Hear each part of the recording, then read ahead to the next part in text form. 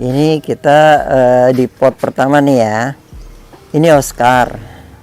Oscar untuk kali ini hanya 4 dompol. Nah ini nih Oscar nih. 1, 2, 3, 4. Tapi sayang ini belum ada yang matang, jadi nggak bisa ada yang bisa dicicipin ini. Oscar memang gendut kayak.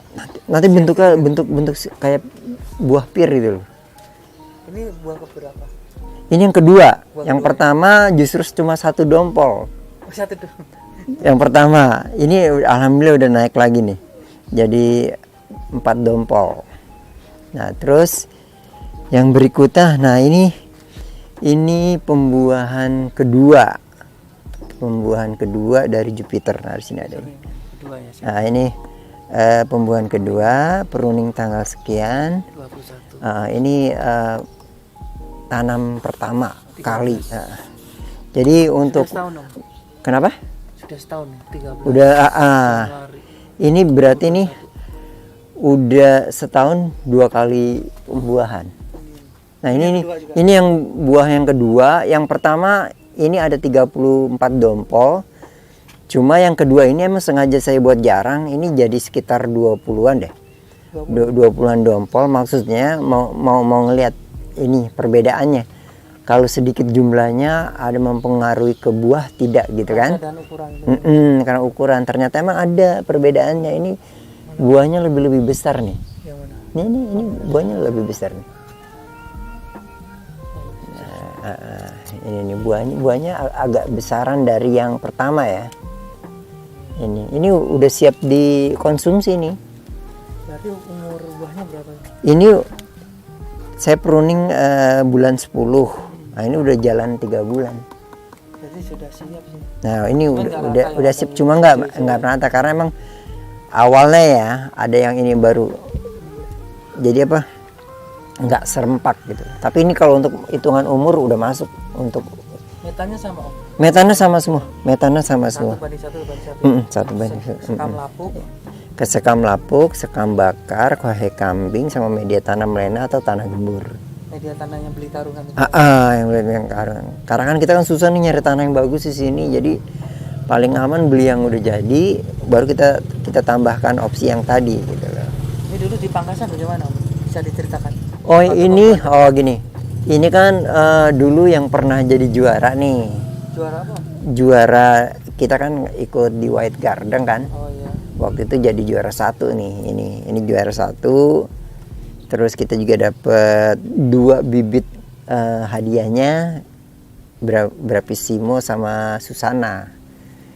Nah ini waktu awalnya pembuahan pertama kita tuh menghidupkan atau memanjangkan ini tunas air,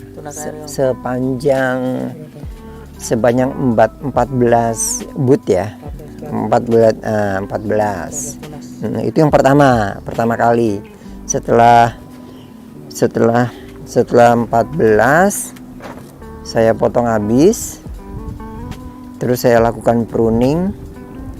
Daunnya saya pangkas semua. Terus udah gitu, udah seminggu 2 minggu baru tumbuh ini buah. Bakal buah gitu loh. Bakal bunga. Terus dengan berjalannya waktu dapatlah kita 34 dompol dan akhirnya berhasil. Nah kalau ini sekarang ini pembuahan kedua. Nah kalau pembuahan keduanya dari batang-batang yang kemarin 14 dompol 14 ruas itu kita potong di yang ini kan nih. Tunas air kan ini tunas air. Nah ini kan tunas air. Ini kan tunas air yang lama kan ini. Ya. Jadi saya potong ada yang di ruas 2 ruas. Ini ada 2 ya, 2 tunas, ada juga yang 3, ini 1. Tuh 2, 1, 3. Terus ini enggak semuanya nih 1, 2, 3. Rata-rata ini saya potong 3 dan 2. Jadi dari tunas air itu dipotong. Iya. Ini kayak ini. Berarti ini bat ya, ini tunas ya. Ini bat ini. Udah masuk bat. Tunas air ya.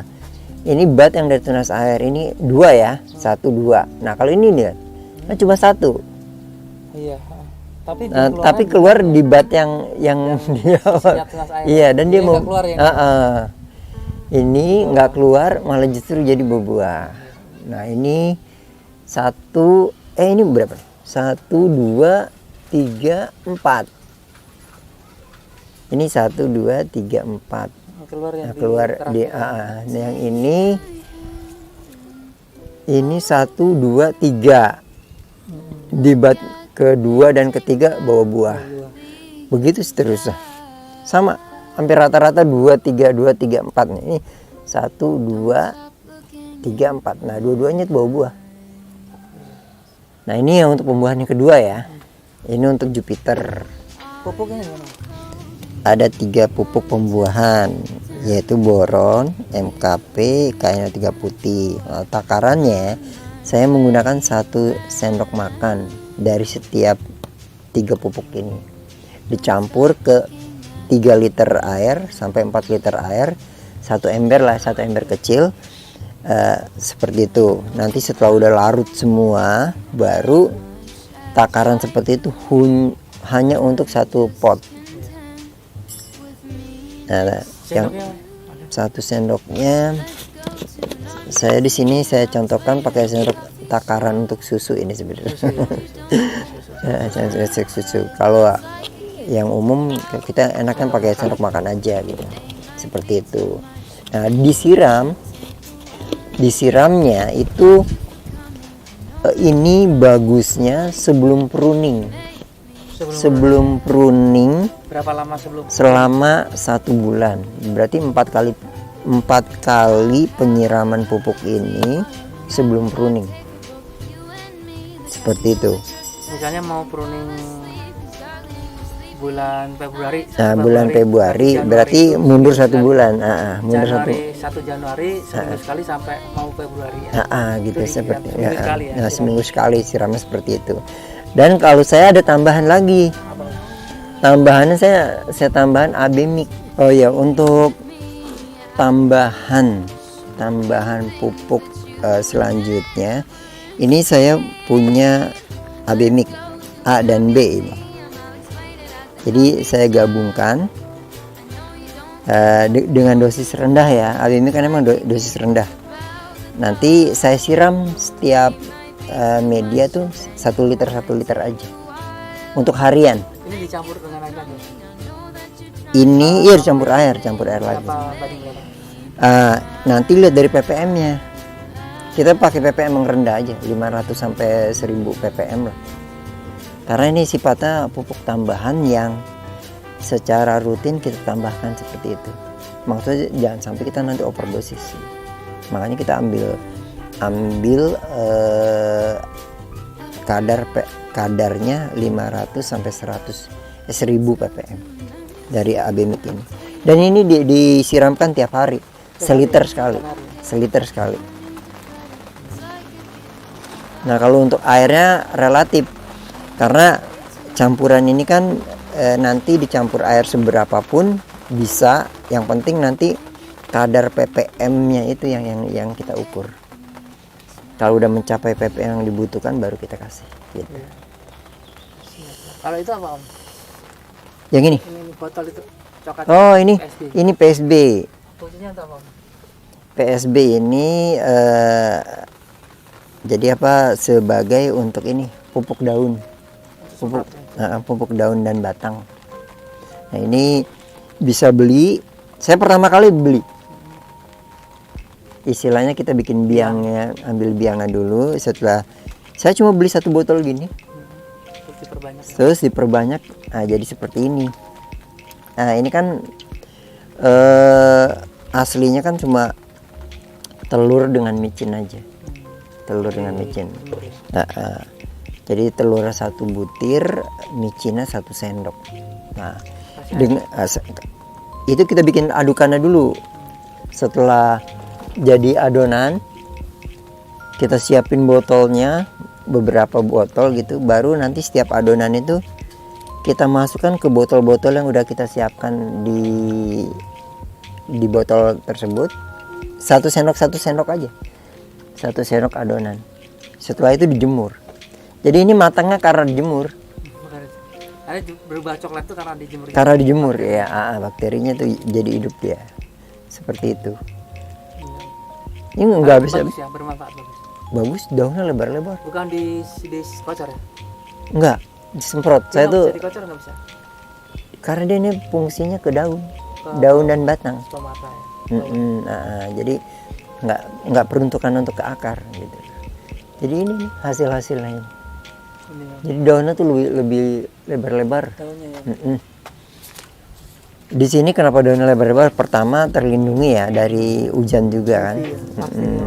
Jadi agak-agak aman gitu. Nah ini akademik. Nah tangkai.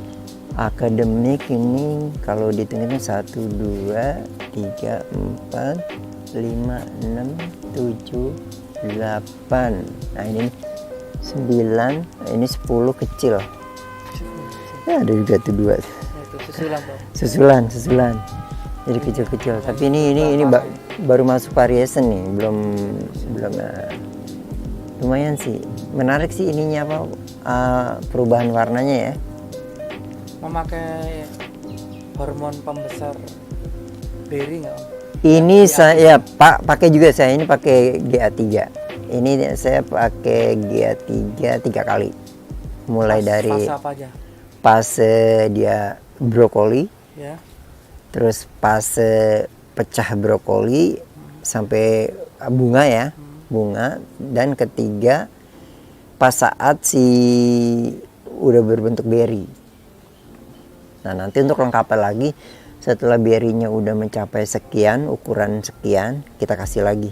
Ini belum, ini nanti ada dikasih lagi ya? Udah enggak ini? Udah enggak, ya? udah selesai ini. 3 kali udah selesai, aja. 3 kali aja.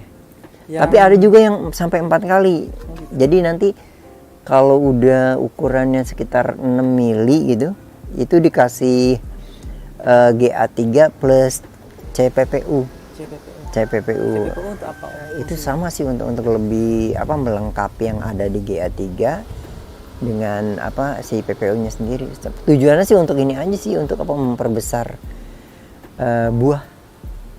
Sama ininya juga nih, malenya kan jadi panjang, malenya itu panjang. Seperti itu. Makin panjang malenya makin bagus buahnya, iya. Iya.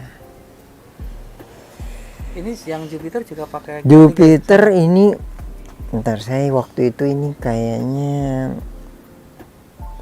pakai, tapi nggak seperti ini. Nggak seperti akademik. Nggak seperti akademik ininya, porsinya. Oh ya, ini media tanam untuk tanaman anggur. Itu diantaranya ada sekam bakar, sekam kering yang agak sedikit lapuk, terus kohe kambing, sama tanah gembur. Nah, karena di wilayah kita ini banyak tanah tapi kurang yang bagus, jadi saya beli yang media tanam yang udah jadi. Akhirnya saya campur jadi satu. Untuk rasionya 1:1 semuanya. Jadi kalau seandainya sekamnya 1, tanahnya 1, termasuk kohe dan media tanam lainnya. Dan di sini sebelum kita memasukkan ke media, jangan lupa untuk ini menyiapkan batu supaya nanti fungsinya untuk air yang kita siram dari saat kita pemupukan dan lain-lain, penyiraman, supaya nanti nih lubang-lubang yang ada di sini tidak tertutup sama medianya, jadi supaya nggak busuk ya.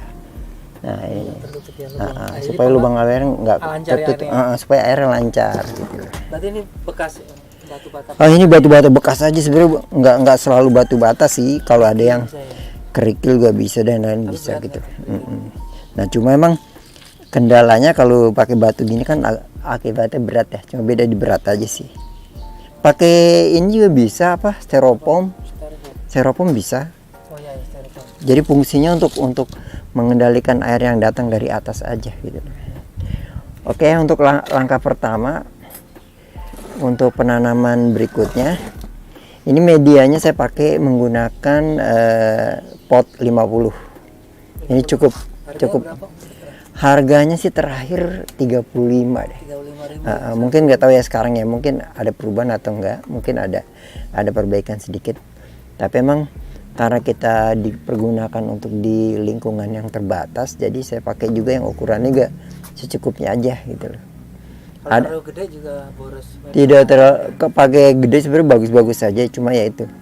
Kalau lihat dari pertama tempatnya, terus efek penggunaannya, mau jangka panjang emang lebih bagus lebih besar gitu ya, atau di tanah media langsung gitu, di groundingnya. Kalau ini biasanya perlu diganti nggak? Berapa tahun sekali? Ini sampai sekarang ini saya sampai 2 tahun ini belum ada yang saya ganti. Tapi ada rencana untuk mengganti atau gimana? Bagaimana? Kalaupun diganti, saya tuh ada satu yang ada di bawah, itu tuh saya ganti emang karena apa? Mungkin karena faktor binatang yang ada di bawah ya. Jadi saya satu pohon saya angkat, saya bersihkan dengan fungisida, terus saya kasih B1 supaya nggak stres tanamannya, baru saya tanamin ulang. Dan beberapa akar-akar yang tua itu saya gunting, baru saya tanam kembali, paling seperti itu. Jadi pengennya sih ada berkalanya sih kalau bisa gitu.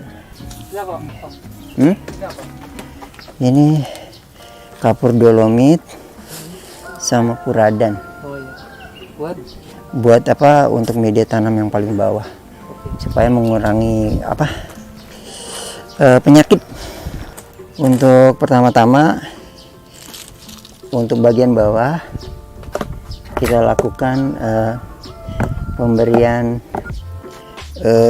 dalam hal ini batu bata untuk memperlancar proses pengeluaran air yang berlebih.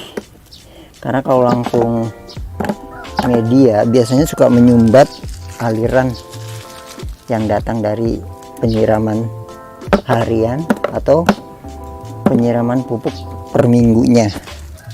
Untuk itu saya kasih batu bata secukupnya. Oke. Nggak perlu tinggi-tinggi ya? Nggak usah perlu. Yang penting nutup aja supaya nanti dia kan ada rongga-rongga nih ya. Jadi si medianya nggak nutupin lubang secara langsung gitu. Nah udah, untuk itu sepertiganya nih baru saya taburkan media tanam yang udah jadi, yang tadi kita formulasikan ya. Apa aja tuh tadi? Yang tadi sekam bakar, sekam kering, kohe kambing, sama media tanam atau tanah gembur. Nah ini 1:1 semuanya. Nah ini karena dia pakai 50 ya, nggak usah banyak-banyak dulu. Diasumsikan tanaman ini kan belum begitu banyak ya, belum begitu banyak akarnya dan juga ininya kebutuhannya. Nanti secara bertahap medianya kita tambahkan. Kalau seandainya nanti, karena gini, biasanya tuh akarnya anggur suka naik ke atas. Nah kalau nanti akar udah naik ke atas, baru kita tambahkan lagi gitu loh. Tambah media tanam. Media tanamnya gitu. Puradan sama kapur dolomit sudah belum dilakukan ke berapa? Kalau saya biasanya saya taruh di sini. Ini apa nih? Ini puradan. Sebenarnya ini bisa langsung dicampur sekalian di sini, atau bisa kita tambahkan di sini. Fungsinya apa nih? Fungsinya untuk ini membunuh binatang-binatang yang nggak perlu lah ya. Sedikit aja secukupnya. Ini sebenarnya bisa langsung ditambahkan secara langsung di sini. Biasanya kadang-kadang suka saya tambahkan lagi gitu lah. Nah kalau medianya ini udah siap, ini baru kita siapkan tanaman yang mau kita tanam.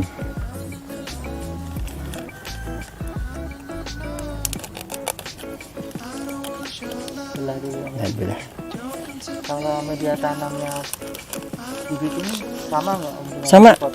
Kalau saya ini sama, ini cuma saya tambahkan. Kalau yang ini saya pakai ini kokopit. Oh, ada kokopit. Ada kokopitnya juga, karena apa? Kalau kokopit itu kan basah ya, Menyimpan air. menyimpan air. Jadi, nah ini tuh akarnya udah cukup banyak ya. Nah itu bahan kokopitnya. Jadi apa lebih halus. Kokopit, kokopit yang halus dan Kokopit sama apa? Sekam kering, sekam basah. Nah ini berapa hari sekali kalau bibit? kalau bibit sih seperlunya aja sih, karena ini kan kalau kokopit kan basah ya. Sekali udah basah lama keringnya. Menyimpan.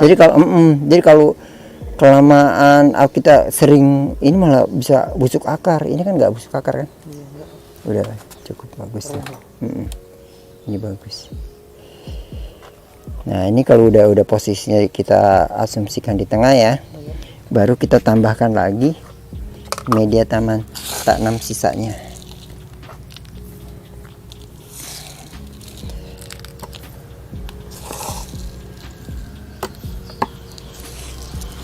Sampai sebatas itu ya. Sebatas batang primernya ya. Jadi tanamnya bibit ya. Jadi sebenarnya ini simulasinya tuh saya nggak buru-buru sebanyak mungkin medianya, karena diasumsikan yaitu si media ini kan belum begitu butuh banyak ya. Akarnya juga nggak banyak. Akarnya belum banyak gitu loh. Jadi kalau nanti akarnya udah mulai naik ke atas, langsung saya tambahkan lagi gitu. Metana ditambahkan lagi.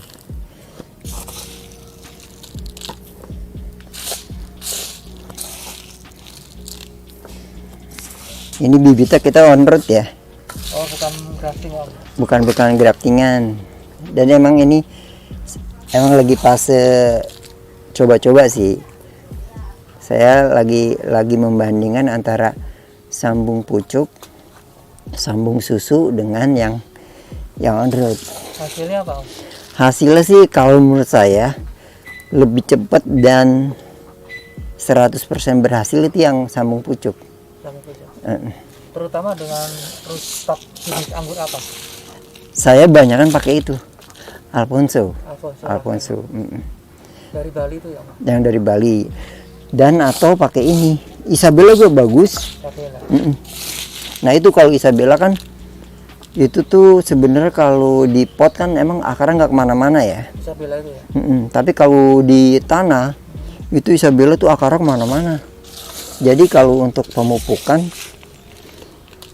jadi kita mupuknya kalau bisa jangan pas di sekitaran pohon. Jadi dia harus agak melebar. Itu bedanya sih di situ. Nah ini medianya udah cukup seperti ini.